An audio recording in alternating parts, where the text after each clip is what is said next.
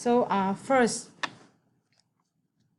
once the material for the newspaper is gathered and edited, it's time to produce the final product.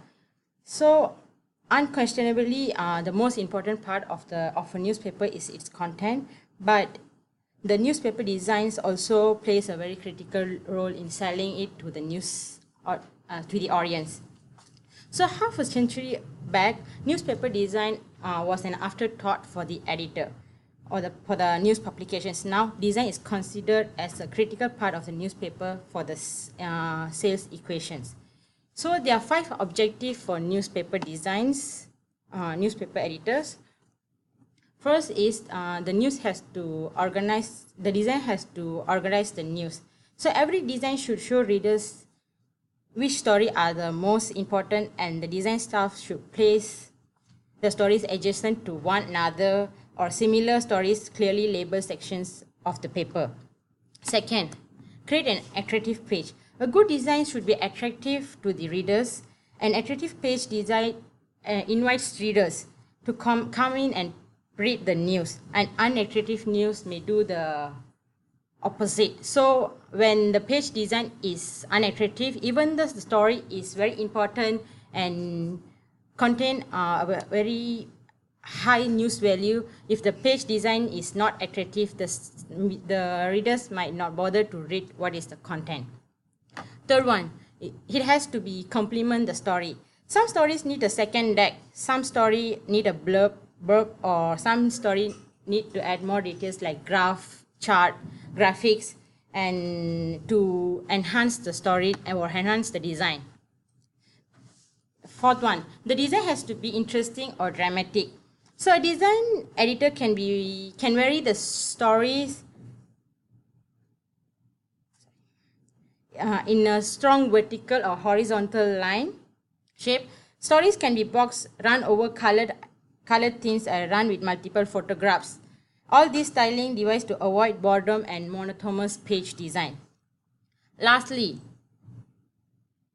is the design has to appear contemporary.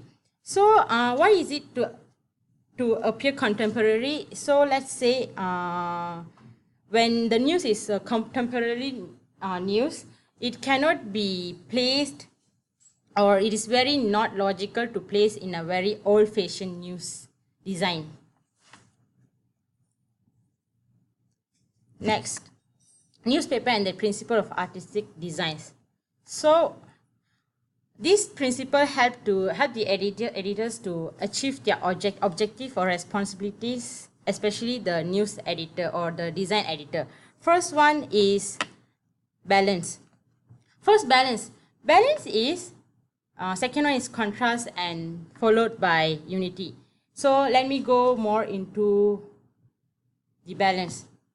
So balance is equilibrium. So as an example, the most common imbalanced news design is the top heaviness is placing a large and bold headline, placing a large or dark picture at the top without having a small similar size, weight, or size of picture at the bottom. As a result, readers' eyes automatically gravitate to the more or the bold or the heaviness, the more heavier headline of the news. And they tend to bother or ignore the lighter portions, which is like automatically the readers concentrate more on the heavier portion of the newspaper. Unbalanced page is also more difficult to read than a balanced page. Balance is best when it is not so obvious. So obvious page balance is called formal or symmetrical balance because one side of the page is mirrored to the other. So when you look at the page of a newspaper, there are 2 portions and it is divided by 2 in the center. When you look as a whole, you get the idea like one part is more or less similar to the other when you don't find much differences in the designing. So that is called symmetrical or formal design. So let's say how to balance it out. If there is a strong graphic element at the upper left quadrant, such as pictures or headline, it should be balanced by a graphic element such as picture or box in the bottom right, but not so big. So a box or graphic balanced by this. So there is a balance between a graphic or a headline. Next, contrast. Contrast is the principle using at least two or more elements dramatically different from each other. So let's say a light headline may contrast with a bold headline, a small picture with a large one. Because one element is different from the other one, the page may appear more lively and it can attract the more readers to read. So let's look at the model. So this is the model. Can you guys see? Okay. So when you look at the above rectangle, it shows how heavier elements of a page are balanced against the lighter elements. The fulcrum, which is the cross, is the optical center. So heavier elements are placed closer to the centers and the lighter ones are more distant. So which means they do not neglect the smaller portions, but they just put a more distance from the optical centers, but they also give a equal importance to the both news. So in a page design, contrast prevents a page from appearing too gray, a problem that occurs when there is too much body copy or too many light headlines. Gray page may be very unappealing or unattractive to the readers. So there are few types of contrast, which are shape contrast, size contrast, weight contrast, and direction contrast. So what is shape contrast? Shape contrast is a story justified in opposition to another story, flush left or rack right, or a profile of a person when be used in a rectangular shape. Size contrast may be achieved by using a large illustration on the same page as a smaller one, or a large type with a smaller type. Weight contrast may be a picture that appears black with a higher, a picture that appears black with a lighter picture, or a headline set in a boldface type contrasted with the one set a lighter typeface. Finally is direction contrast. Direction contrast will show vertically shaped stories next to horizontally shaped stories. So when you look at a page of stories, news stories, usually when you read a news at the bottom, at the upper corner, you usually see a horizontal news. Next to the horizontal news, you will see a vertical news. That's how you should contrast the news. When you place both horizontal news on the same page, it may be very not very appealing to the reader's eyes, and not very attractive to the reader's eye, and that's the thing. Sorry. Followed by unity. So what is unity? Unity, the principle of unity is create a single impression in a page design. As a collection of stories, each fighting for the reader's attention to the detriment of a unified page appearance. Unified page, on the other hand, appears as if everything is in a correct position, and the page is therefore interesting. Editors must plan for a unified page while working on it. Each story, therefore, must be visually weight shift some stories until a satisfactory arrangement has been found. So the editors cannot arrange the stories after they edit everything and they go and arrange the arrangement. They have to arrange, they have to visually prepare and plan the arrangement while working on it. Next. So how do you recognize a well-designed newspaper? A well-designed newspaper has a very good overall organization, placement of stories that well thought out, easy to follow for the readers, attractive displays, graphic unity, balanced page with contrast, adequate white space and generous light spacing, finally different typefaces kept to a minimum. Next, I'm going to talk about the proportion and movement. In news photograph, the ideal proportion is usually ratio of 3:5, which is said to be a very attractive news photograph ratio of portion in newspaper. Next, concept of movement. The more Constant movement to get the readers to move from the upper left hand part, start from upper left hand part and read through, and they finished or they end the page with the right hand corner, lower right hand corner. So since young we are unconsciously being trained to read from left to right. So it is very important for editors to take the eye movement into consideration while reading the news, so that they can know how to place a news according to the importance of the news and get the readers to read the news. Next, I'm going to talk about the visualizing total page structure. Page design begins with some idea of general structure. In an early newspaper, pages are all vertical. On a typical page with the 8 column, the stories all are started at the top and the readers read down and up and top till they will continue reading one column. When they finish the upper column, they read the down column and they move to the right hand side, upper column, right column. That's how the newspaper design used to be in the US like half century ago. Now, in today's publication, they mainly use modular design, which tend to be a mainly horizontal design. Finally, let me quick go through on the characteristic of a good newspaper designs. For a good newspaper design, mostly it works in a rectangle, avoid bumps, avoid boxes against boxes, avoid placing of boxes or art against an ads. Balance opposite quadrant of the page. So these are the usual characteristics for a very well designed newspaper. So it's very standard for all publications, all newspaper in the world. So how to add flair to the news? So what is flair? Flair is how to make it more special. Even though it's a very normal or very usual news, but you have to make it special to get the audience attraction. So first one, add a second deck. So a second deck is a smaller or one level of headline, a smaller headline added below to the main headline. Read in and read out summary. So it is usually nowadays find in online and more common in online than print mediums, where before or after you reading a whole news, you can find a summary of the whole news in the top or bottom of the news article.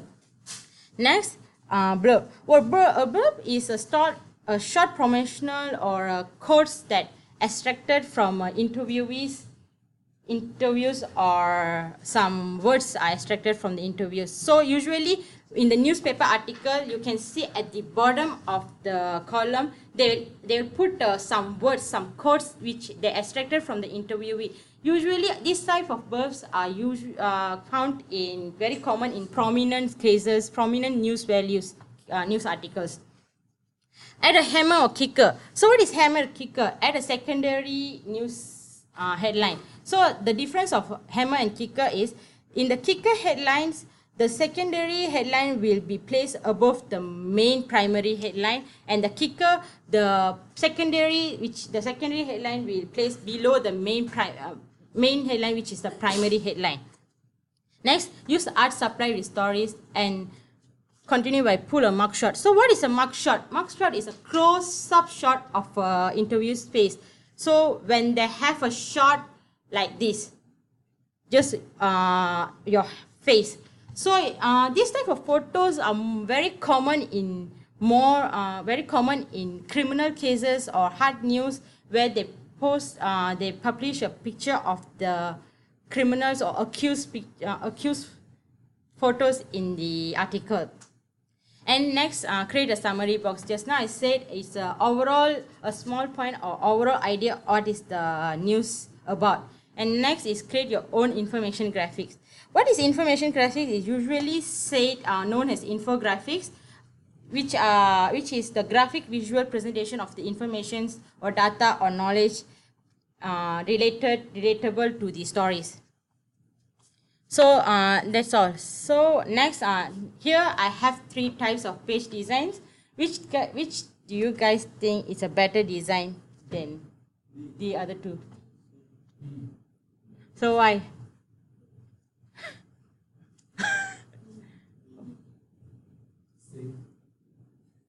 C, B. Okay.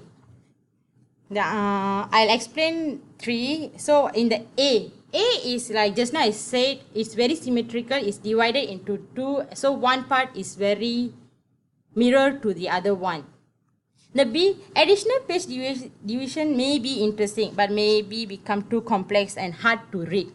There are so many portions and it may be very unappeal to the reader's eye. And the C is, the page is very, divided into unequal modules, and it is very interesting, and the arrangement of the modules is also very attractive. So for me, C is a better module than the other 2. So do you have any questions for me? No. Then I have question for you. So very easy. First one, what are the objectives of newspapers? Hello, guys.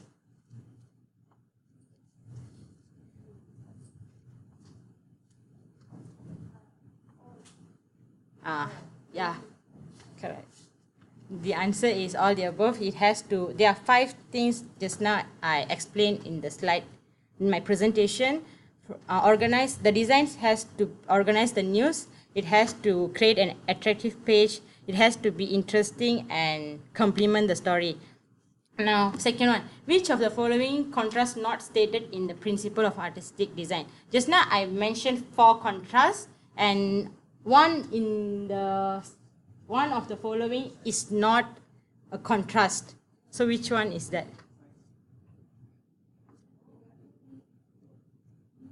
Not direction.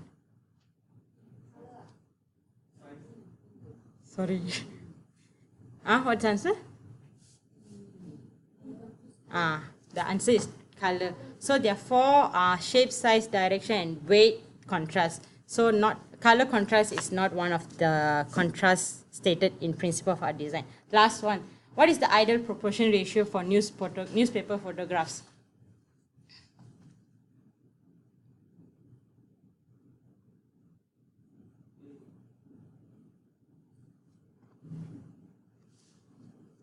B. Who said B? Yeah.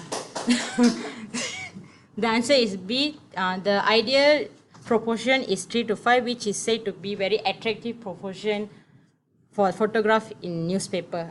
That's all from me. Thank you very much, guys. Did you leave your PowerPoint on there and I'll just save it? Okay. So should I pause it? Should I press pause? Thank you, sir. Is your partner here? Okay, hold on just a second. Let me just make, while this is up, let me just make a couple of comments on it real quick. As far as proportions go, that is the normal proportion. It is probably the most popular proportion. One thing we've talked about before was trying to have more contrast, actually. And so the contrast is important and different sizes, different shapes can be very helpful. But the normal, the still by far the most common would be about that proportion.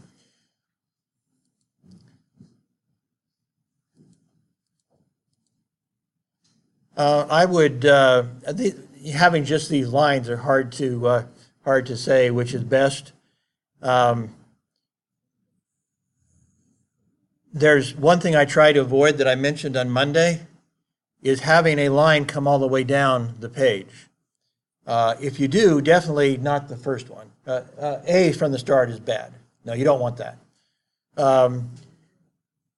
And even, well, the more, put it this way, the more equal it is, if you have a 6-column format, even one after, that splits 2 and 4 columns is not really very good. 1 column works out pretty well. Because you're basically just running 1 story or maybe 2 stories down the side. It's okay.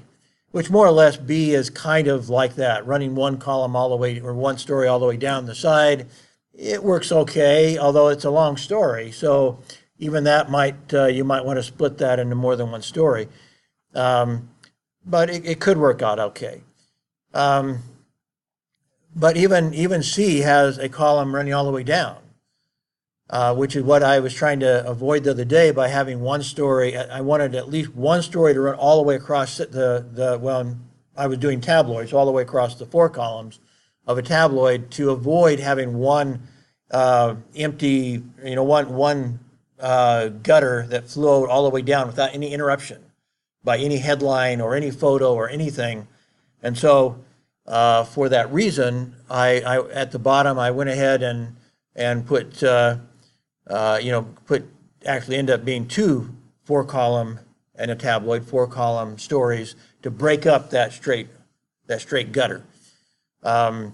If I'd had another story, if I'd decided I wanted to run 5 story in the tabloid, I ran 4, and that's your assignment, is to run 4. I would have then split one of those. Probably I would have run the first. Well, either one. Well, yeah, it'd probably be better if I'd run the first 4-column all the way across, and then underneath it, break it up, maybe a 4-column and a 2-column or something on the below the 4-column, or rather, what would it be? No, 4-column would be 1 column and 3 column, I guess, for 4-column. But that's probably clear as mud. But the main thing I'm trying to avoid is actually any of these, in a sense, trying to avoid having that gutter flow all the way from top to bottom.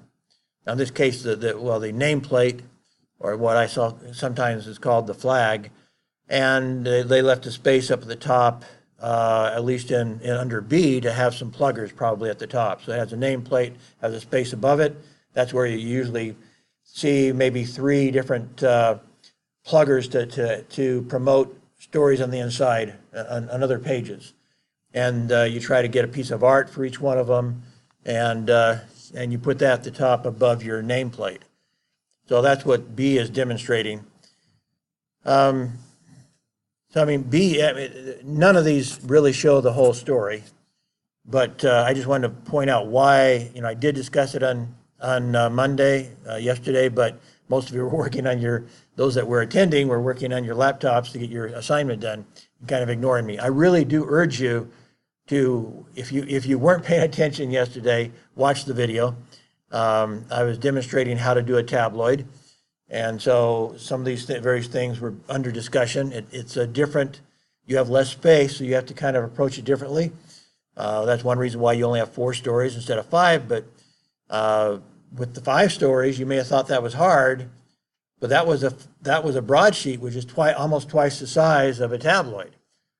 Here in the tabloid, I'm still saying you have to fit in 4. So it's no less difficult to put 4 into half the, in fact, maybe you might even think of it being more difficult to fit 4 stories on half the space that you had trouble putting 5 stories in, the double the size. So you had trouble with double the size, you had trouble putting in 5, and now you're putting 4 into half the space.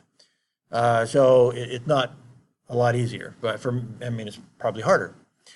Going back a little bit, these things here on the right, in the right slide here, are particularly important, especially if you get to a point where you can't figure out how to fill your space.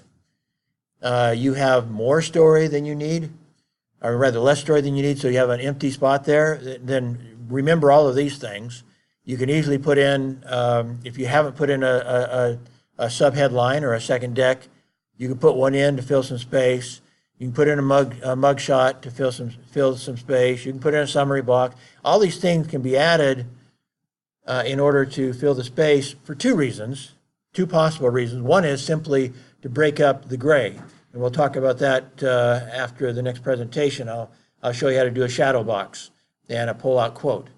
So that can be used as another graphic if you don't have a good photo to fill that spot.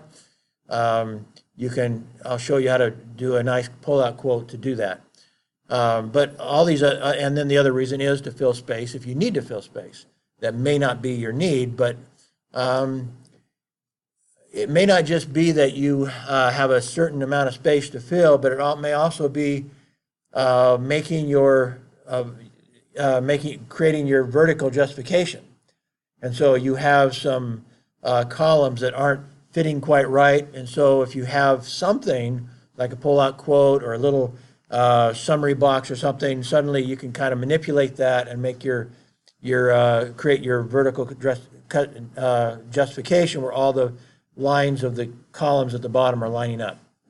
So there's a variety of reasons why it may be helpful, but all these things are possible, again, for breaking up gray areas or for filling space, or, there are some other reasons. These over here are important. I've tried to mention some of them in the past. Modular design, of course, is high on my list of design. I've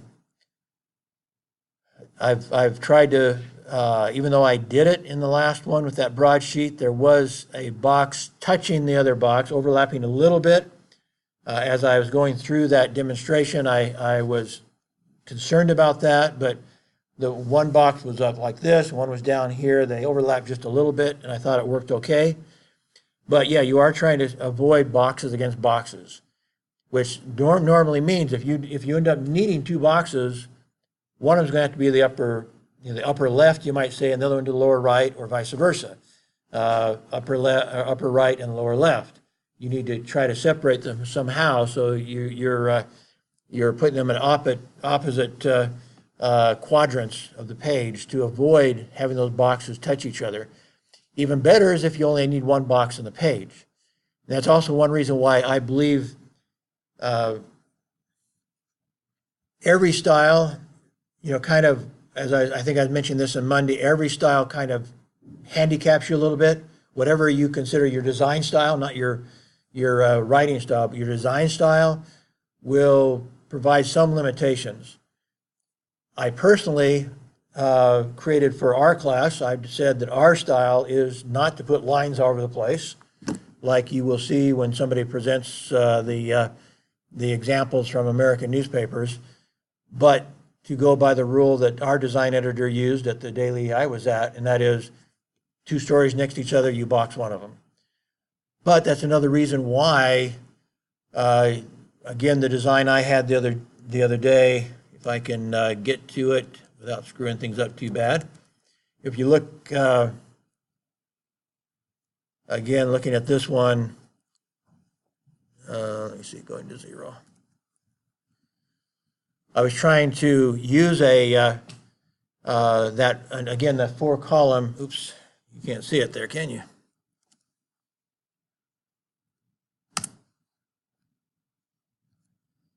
I was trying to use that 4-column story in the middle, the record-breaking runner, as the way to break things up and to avoid having, with 4 stories on one page, having 2 boxes. I wanted to avoid having 2 boxes.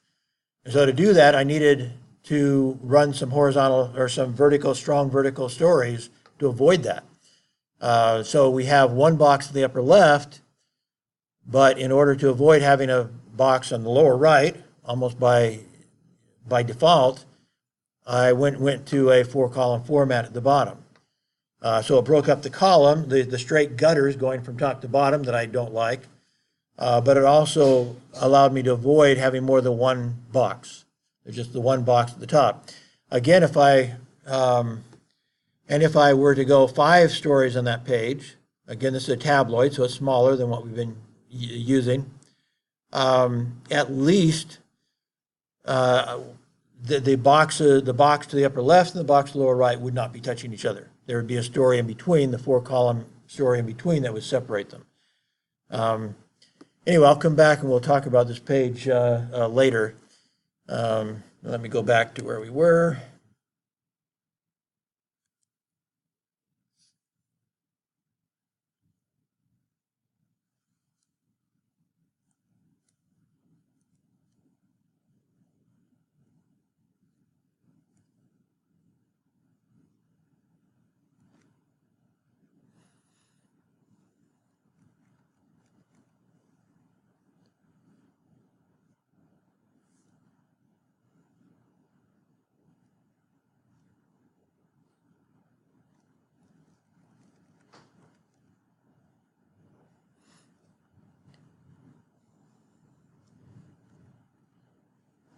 maybe that's all I really wanted to cover today.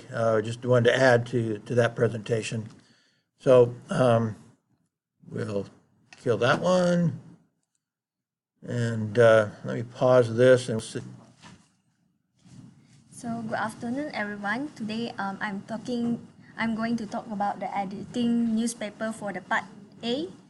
Okay, so my part is more to the facts of the wire service and what should an editor do. For more than 300 years, newspaper had been the most comprehensive news medium around. Although they have lost much of their immediacy and some of their audience to radio, television, and the web, and newspapers still provide unparalleled depth of information, particularly in local news. So newspapers survived the coming of radio and news television, and the radio and movies survived the coming of television. This shows that the rise of new media tend not to eliminate previous media but take over some of their duties and bring about change in their business models. Newspaper will survive for some time in some form, but increasingly they will be read online. The audience will be read online rather than in print, so that the editors will increasingly find themselves editing mainly for web audiences. Okay. So here are some facts of the Newspaper Associations of America. There are 77% of the adult nationwide read a newspaper once a week. Newspaper reach 65% of young adults who age between 18 to 24. And besides, newspaper also managed to reach women and men almost equally, which about 78% of men and 77% of women read newspaper. As we all know that printed version of newspaper are losing ground, so the newspaper face online competition is not only the other newspaper, but also the broadcast outlets, TV networks, and also the magazines. So here, this is the definition of the newswire. Newswire is the news agency that sends out the syndicated news copy to news organizations who already subscribed, and the newswire will send those information through the satellite transmission. Okay. So editing the wire copy is done almost exclusively at newspaper. Newspaper, radio, televisions, and websites also carry information from the wires. At newspapers, editors are encouraged to improve what comes from the wires. Only newspaper are reports from various wire services. For newspaper, they usually get second crack at wire stories after broadcast media have used them. So the interpretation has become more important. Okay, here are some the sources of the wire news. The Associated Press, which is the US-based not-for-profit news agency headquartered in New York City. It is a cooperative owned by the member newspaper and broadcast stations. There is another source of wire news which called Supplemental Wire Services, which is formed by the metropolitan newspapers, alliances of such paper or a newspaper group. Next, I will proceed to the operation of the wire. The story delivered by wire service come from several sources. The copy may be developed by the agency's own large staff, such as the reporters, feature writers, analysts, columnists, and photographers. Second, the stories from the services subscribers may be circulated because the newspaper and broadcast stations contracting with a wire service, and they agree to make their own files available to the service and providing electronic versions of broadcast or stories. The wire also exchange the stories with other news agencies, such as the foreign agencies, so that the foreign country can also report the international stories. Here are some of the editing wire stories. The wire news editing is unlike locally written news. For an example, the overland park, can an apparent good Samaritan. This shows that the city of the origin in capital letters when they're writing in the wire stories, and the state or nation is in the uppercase. The third is followed by the wire service logo type in parentheses and a dash. And last is the paragraph indentation come before the deadline. So there are some stories that contain material from more than one location, which is called undated stories. For an example, by the Associated Press, Arab extremists said today, ... This is the undated story, which is no deadline and credit line for, there is a credit line for the wire service. Usually the wire story took much less time to edit than compared to the local copy, but they still have the errors, so that the editor should not trust them much. They need to improve it, and after they're receiving it. Many newspapers, they don't use byline or wire stories. Often the rewrites contain additional quotations and minor details, so that the editors should check them. The last is look for the missed angles. Maybe they can move up the materials and they just take out the important angles. Okay, here are some the cutting. These are the way of cutting wire stories. Usually the editors will ask for to turn 18 inches stories to 3 inches brief. So the editors should put the most important part of the story at the 3 inches at the top of the story, and the feature story, commentary, and analysis should not be chopped. They can move the material up, which are the important informations. They can move it up, or they just chop at points. The important points, they chop it up, and lastly, they can measure the story and tighten to the exact fit and fit into the to the story.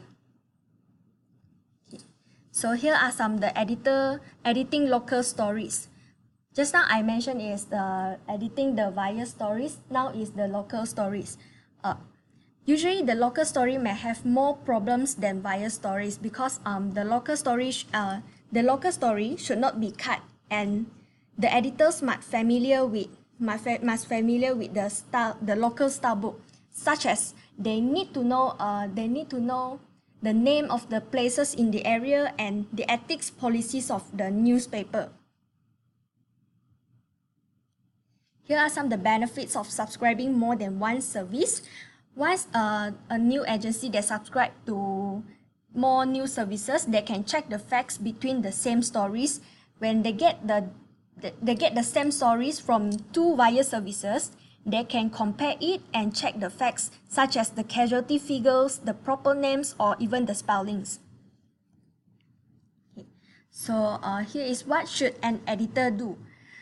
The editor should combine all the stories and credit all stories at the credit to the author, all the stories to at the end of the story, and insert the city in text when the headline was removed during the editing process. The wire isn't sacred, which means the Associated Press has a deserved reputation for accuracy, impartiality, and speed of delivery. Sometimes they also make errors like the other services do so. Okay. Here is localizing wire stories.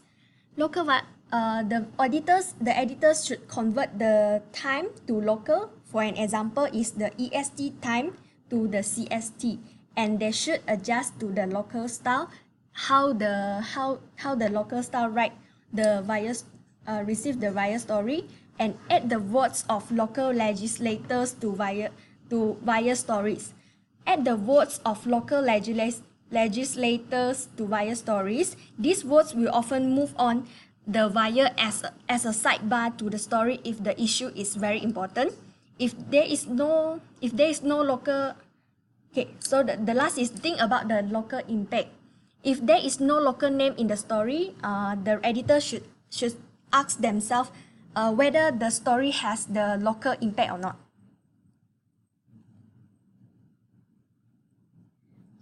So now I have any question? Okay, seems no, so I have some question, 3 questions. The first one is, what should not an editor do during editing the wire stories?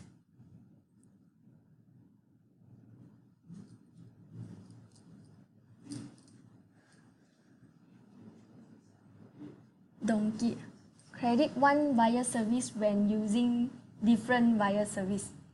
Yeah, because when the editors use different information from different wire service, they need to credit all.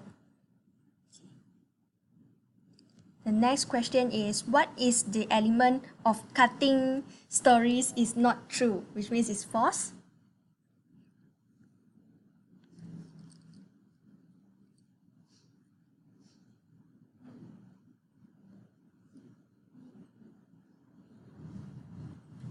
Yeah, the answer is B, the most important 8-inch at the top. The correct answer is 3-inch instead of like 8 inches. Now I move to the last question. So which element is false about the operation of wire service?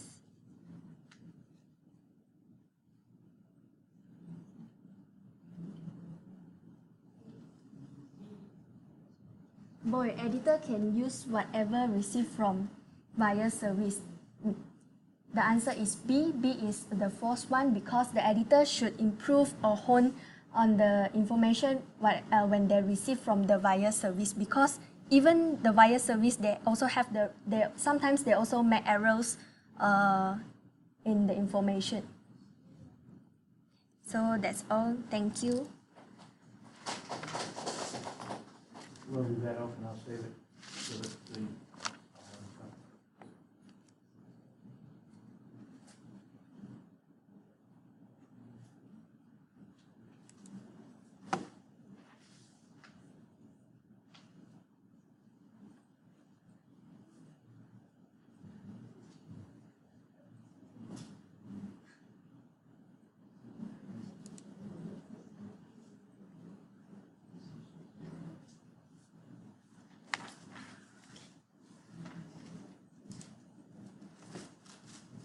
So I look up my mail.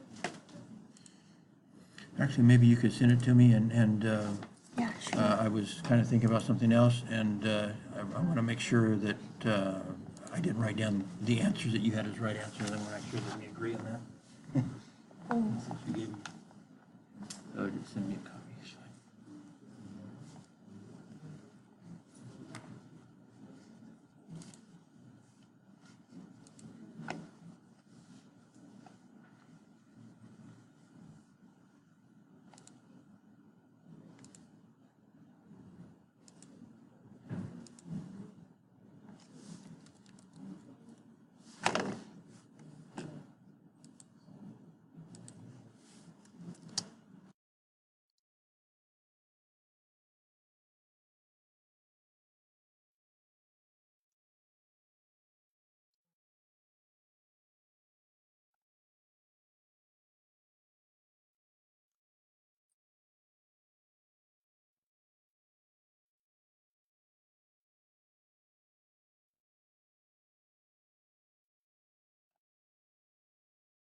On the on that presentation,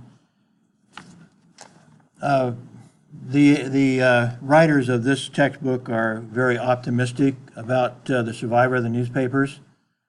I don't think they had background as newspaper publishers. Their background, I don't know what their background is, but I'm not saying that no newspapers will survive, but I would say most are not going to survive. And one of the reasons is that they're not converting enough advertising. I mean, the newspapers survive on advertising. Usually when it comes to subscriptions, the money people pay to get the newspaper, that only pays for delivery. That rarely pays, it makes lead to any other, covers any other cost except the circulation. So you don't make much money off that as opposed to magazines. Magazines charge more money. They come out less often, so they can charge $5 for a magazine, and you feel like you got a good deal. Well, a newspaper can't charge $5 for a newspaper, and still have anybody buy it from them. They're not perceived to be of that much value, and so they don't. As I said, they're lucky to get $1. At least in American money, they're lucky to get $1 for a magazine or for a newspaper edition, and that's out of a vending machine. And typically, if they're delivered to the door, which most people in America anyway have been accustomed to have it delivered to their door, their charge is right now somewhere around $15 a month. So that's 50 cents a day is all they're making off all they're getting from each newspaper. That doesn't come anywhere close to paying for the newspaper. And the most important thing to understand about from the management side, which again, I bought my first newspaper when I was 25 and I've been in management for a long time, is that the biggest expense for newspapers is not the paper and ink, it is the labor. And so as since 2005, the advertising sales in American newspapers have dropped by 2/3. So in other words, it used to be their peak was around $50 billion. All the newspapers in America made together about $50 billion. And now it's down around $16 billion for all the newspapers. So they've lost 2/3 of their advertising. They have laid off a lot of people, but there's a certain point where you can't lay off any more instead of a newspaper. It disappears. You have to have that labor. You have to have a certain amount of labor to put out the newspaper, or there's no newspaper. If you fire all your reporters, that means all you're going to do is put in wire service stories. Well, why bother? Because you can get that news off the internet. There's enough sources that's coming from the wire services, whether it's indirect or direct, on MSN.com or whatever sources. There's been some lawsuits about the fact that the online sources, some of are basically stealing the news from the newspapers around the world, but because they're not stealing the exact words, they're just rewriting the stories. It's hard to prove who they stole it from. So courts have been reluctant to make any awards to Rupert Murdoch, and he was the one that I think filed the first lawsuit. If you can't prove they stole the news from you, you can't get compensation. If you can prove it was you they stole it from, yeah, the American courts anyway would compensate you. But if they're not just stealing information, and they're not stealing the words, they're not stealing the quotes, then how do you prove they stole it from you? They could steal it from anybody.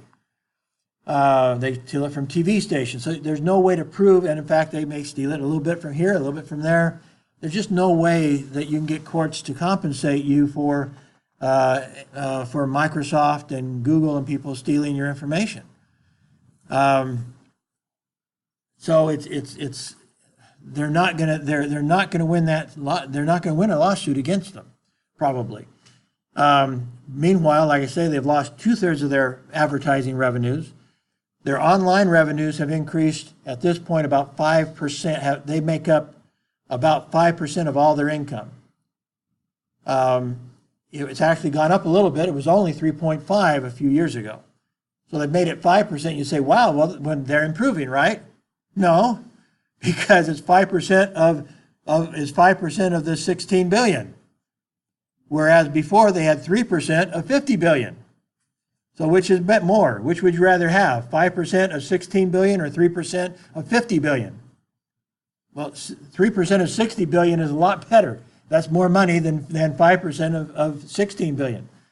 And so their actual numbers are less than they have been. They have done a terrible job of pulling their advertising over to the internet. And that is, at least that's the story in America, and so far most of the rest of the world hasn't really tried. I mean, they haven't got to a critical point yet.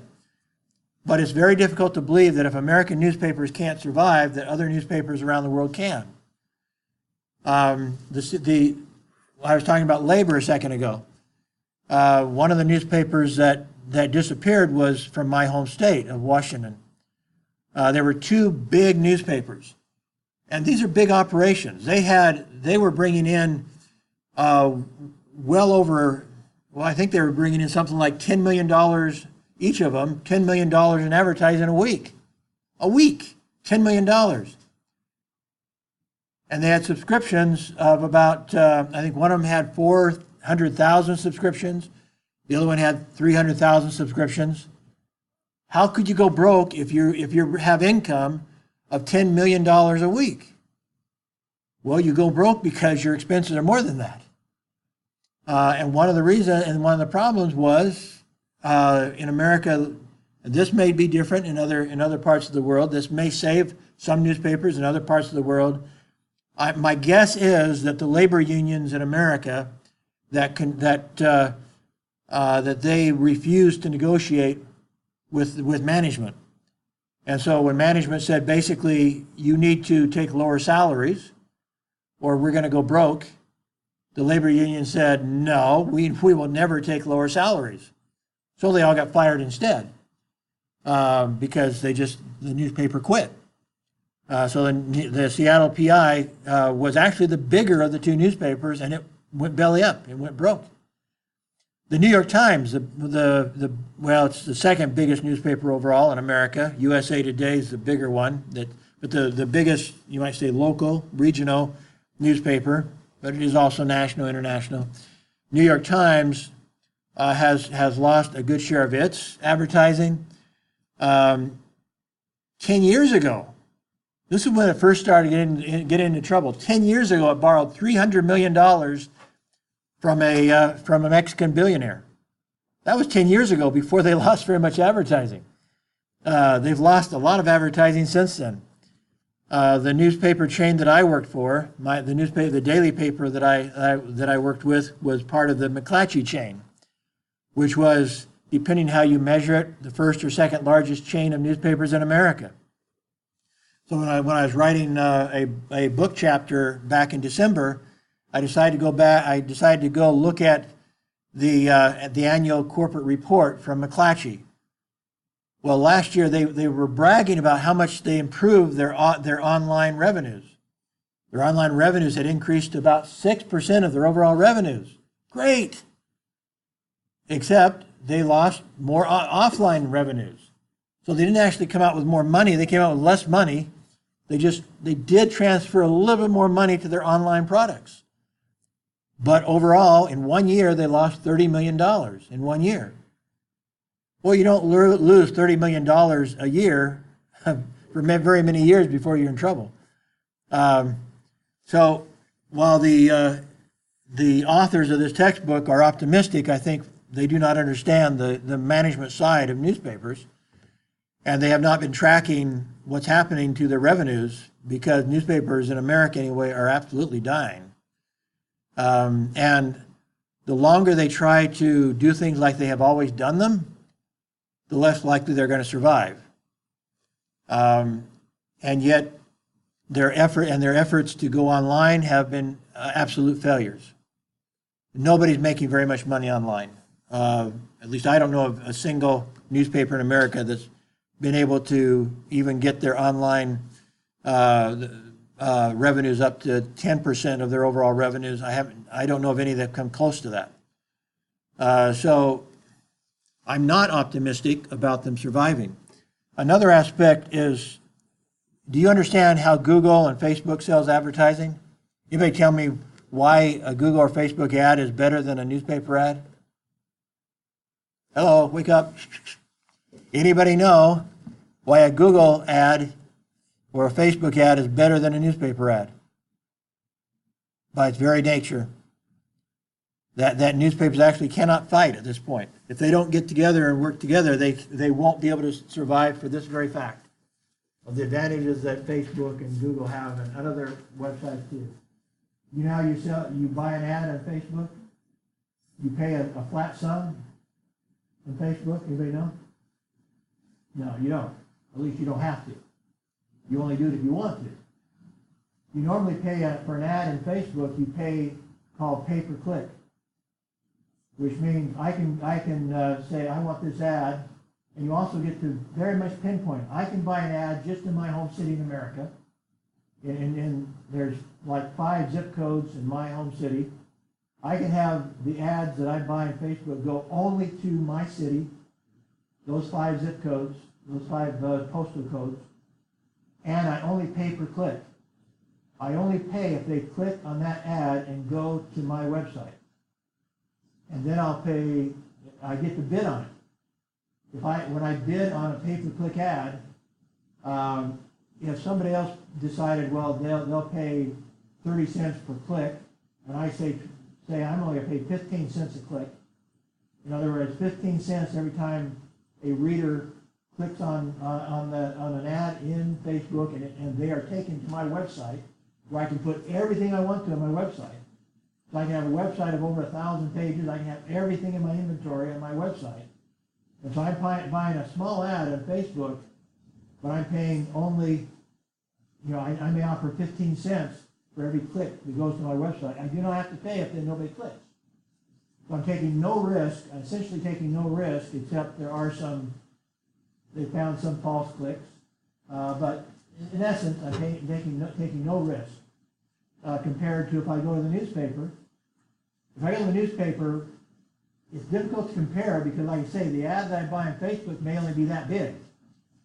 If I buy a newspaper, a full-page ad in my local newspaper of only 50 or less, well, probably about 40,000 now, 40,000 circulation, they're going to charge me about $3,000, even if nobody reads the ad. I have to pay $3,000 up front for that full-page ad. Now you say a full-page ad is better than a small ad? Not necessarily. Because as I said, they click on that small ad. All I have to do is get their attention. And Facebook only shows it to the people in my local city. They put it in front of them all the time because they want people to click on it. So every time somebody goes to Facebook, if I buy an ad just for my local city, they're going to see my ad because there's not very many in my local city buying ads on Facebook. And so every time they go to Facebook, they'll see my ad. So they click on it, and like I said, they go to my website, and what's on my website? What's on my website is a lot better than a full-page ad. My website has 1,000 pages. And so they click on that one small ad on Facebook, they go to my website with 1,000 pages. The Herald won't, but the newspaper won't do that. Most newspapers won't let you, even on your online version, they will not let you link to your website because they think that's too bad a deal for them. And they will not sell it pay-per-click. They won't do that. They're going to charge you a lump sum no matter how many people come to your website. Well, actually, in that case, like I said, they won't actually link to your website. They don't want to do that. At least many of them won't. So just the dynamics of this whole situation spells doomsday for the newspapers. Not a one of them in America has figured out how to solve this problem. I actually one of my chapters in a book 2 years ago was telling them how to solve the problem. But who am I? Nobody's probably read that book. So it's an academic book after all. Obviously it's only my opinion, but I do have I think I understand it better than most of them because for the last 10 years, the main focus of my research has been online marketing. And the reason why, I'm a journalist, I'm a newspaper publisher. Why do you suppose I focused the last 10 years of studying online marketing? It's exactly because I was a publisher, because I could see them going broke. And so I was trying to figure out, okay, what are the new dynamics of marketing? How can we save newspapers? I would like to save newspapers, but none of them are being saved at this moment. They're not being saved. So I think the writers of this textbook have no clue. They have no clue. They have not been publishers. They don't understand the dynamics of it. And anyway, so I'll stop there. Okay, I want to go to and talk a little bit about layout and show you how to do a shadow box and so forth. I'm going to pause. Actually, well, too late. I'm going to stop this. In fact, I'm going to